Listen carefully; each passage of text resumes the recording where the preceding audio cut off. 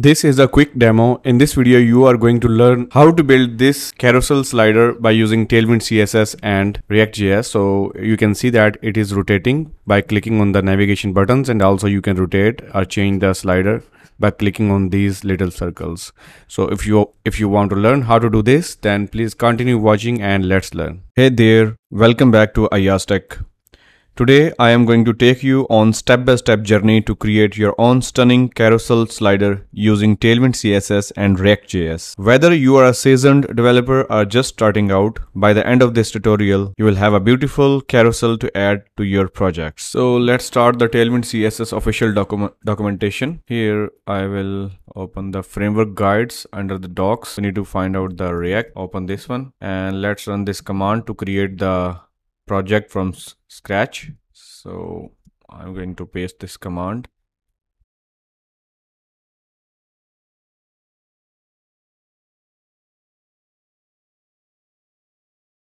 Alright, the project has been created. Now use cd to go into that project and open that project in your favorite editor. I would be using VS Code. After the project has been opened in your browser, we need to install the Tailwind. So for that, I'm going to copy this command first and open the terminal in your VS Code or in your editor or any of your terminals. Just press enter and wait for it.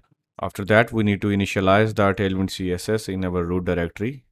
So press enter and it would create a configuration file, that is tailwind.config.js. Now in the next step, we need to copy this tailwind.config.js file and replace it with this one.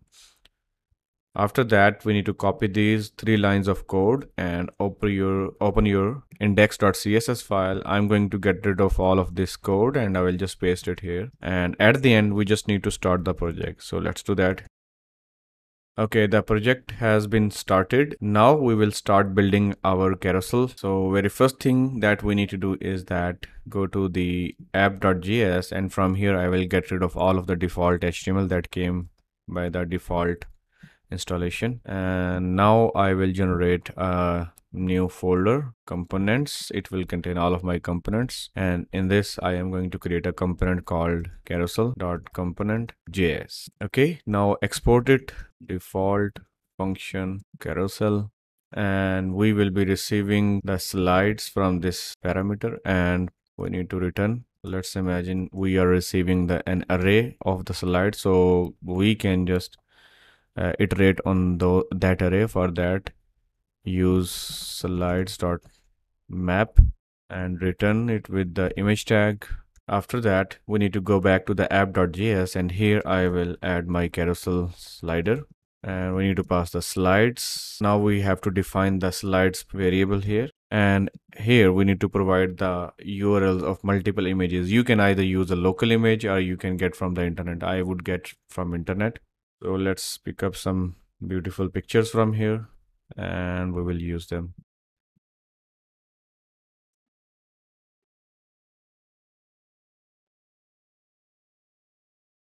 All right, we have our images now. So I will limit its width from here by adding the class name. Width should be, I guess, 64. Or you can add 60% here. And then I will add M-auto. That means we need to bring it in the middle. Okay, you can see that all of the images are here. Now I will go into the carousel slider, wrap it in another div. Here I will add display flex so that we could see them in vertical direction. Also, I need to add some margin top or padding top. Okay, here I will add class overflow hidden. So in this way, it will not show any scroll, and it will only show the visible area within the parent. And now I also need to add the relative so that we could show the navigation icons on the top of it. So next, let's add the icons. So for that, I will be using the React icons library, I guess. So first of all, we need to install it. So copy this command and run it here. After it is installed, you can simply use the import in this way. So for example, I want an arrow icon that should be rounded in this way. So I will just click on that. That will give me the name. I will just paste it here. And as you can see, it is BS. So I have to add BS here as well. And after that, here I will add div button. And here I will add the icon. We need two buttons, so I will add one here as well. That would be in the left direction. I think we can have in this way as well. Okay. Now I need to import the left circle icon as well. Now let's look at this.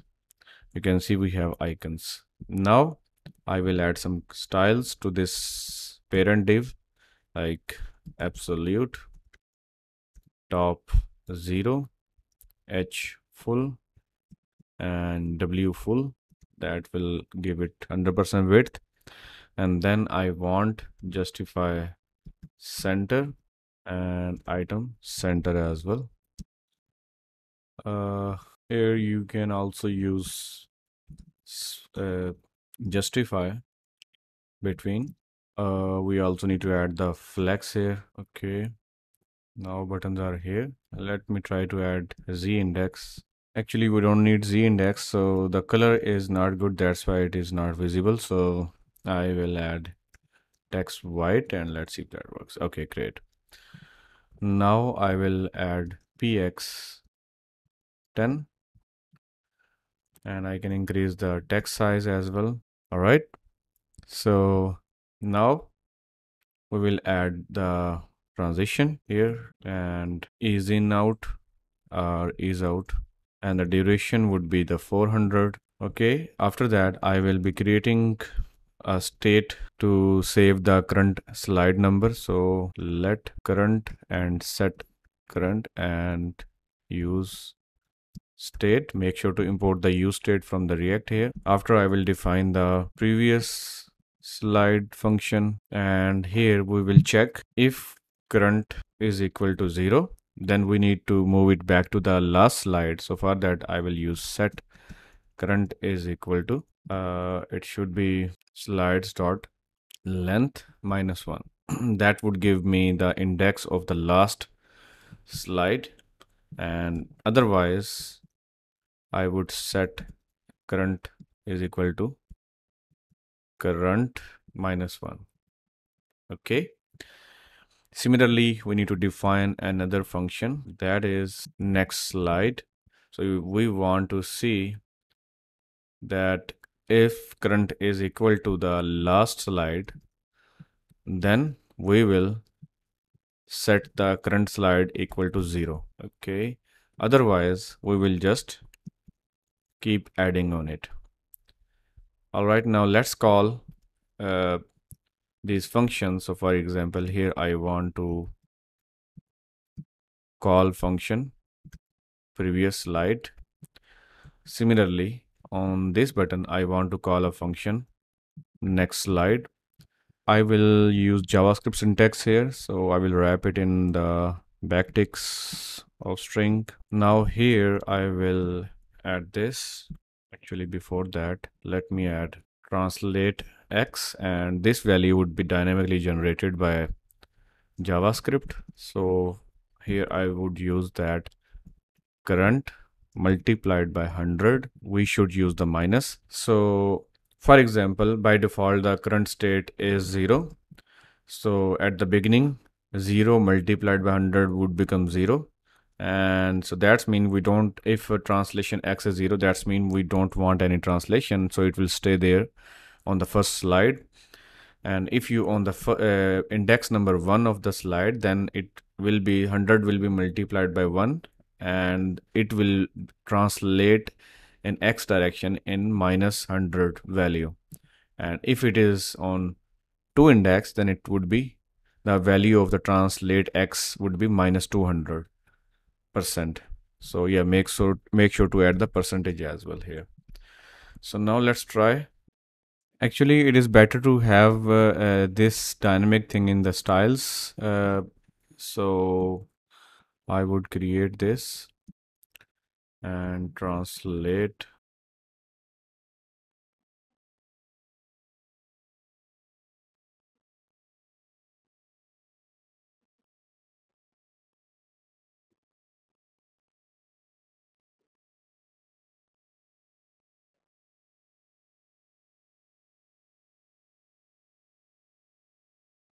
All right, you can see that now it is working perfectly fine.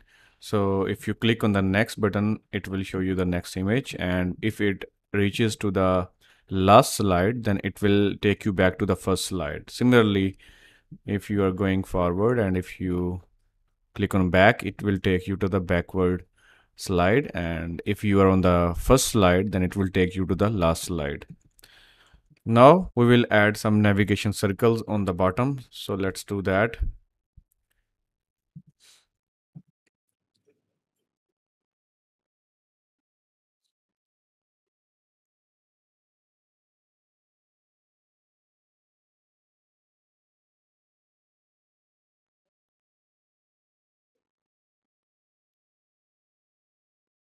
Okay, this is too large, so I will decrease the size. 5, I guess. And also I want some PY, that is vertical padding. And also I want flex and justify. Center and gap should be 10, I guess. And width should be full. Okay. And there should be as many circles as the number of images. So for that, I will wrap it in the map. Slides.map. Okay. And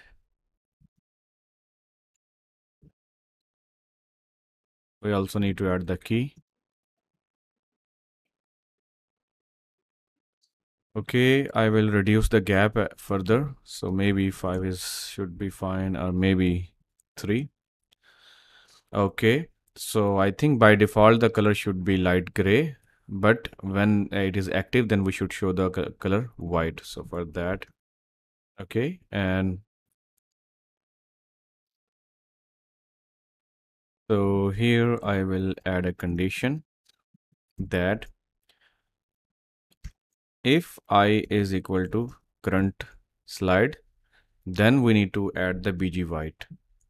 Okay, otherwise we need to add the gray color. Okay, you can see that if you change the color, then it changes the background color as well. So yeah, this is wrong direction. So we need to use white here and gray here. You can see that the indicators are also working perfectly fine. All right, now we need to make these navigation circles clickable as well. So if you click on any of these circles, it should be able to take us to that slide. So for that, I will add on click, and here I will use the set. First I need to give it a function, and there I will call set current, and we will give it a value of the index that we have from the map. Now let's try. You can see whatever circle I click, it will take us to that slide. And also I want to have a cursor pointer as well. All right, it is working perfectly fine.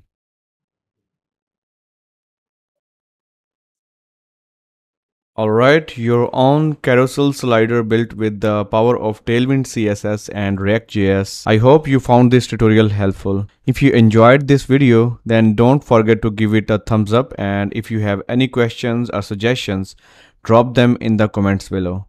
Remember to subscribe and hit that notification bell so you don't miss out on any future tutorials. Until next time, keep coding and stay curious.